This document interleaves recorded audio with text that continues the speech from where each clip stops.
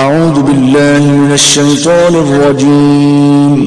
پناہ مانگتا ہوں میں اللہ کی شیطان مردود سے۔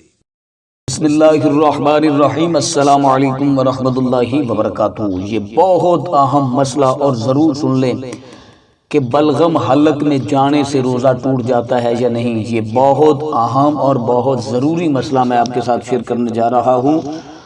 بہت سارے لوگ جو ہیں وہ اس مسئلے کو نہیں جانتے۔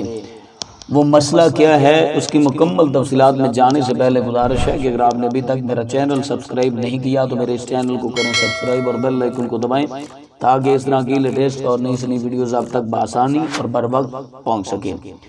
رمضان المبارک میں روزے کی حالت میں کھانسی آنے سے یا بلغم آنے سے، بلغم خشک ہو یا کھانسی خشک ہو، اس سے بلغم پیدا ہو اور وہ والی بلغم اگر حلق سے نیچے اتر جائے تو اس سے کس صورت میں روزہ ٹوٹے گا؟ اگر آپ نے وہ بلغم منہ سے باہر نکالی اور پھر اسے واپس نکلا تو آپ کا روزہ فوراً فاسد ہو جائے گا۔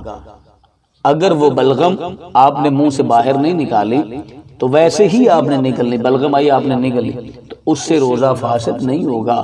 لیکن کوشش کیا کریں کہ جب بھی کھانسی وغیرہ آئے تو منہ میں بلغم کو باہر پھینک دیا کریں، کیونکہ بلغم سے بہت ساری بیماریاں جنم لیتی ہیں، بہت ساری بیماریاں پیدا ہوتی ہیں۔ تو جب بھی تر کھانسی ہو، بلغمی کھانسی ہو تو بلغم کو باہر پھینک دینا چاہیے۔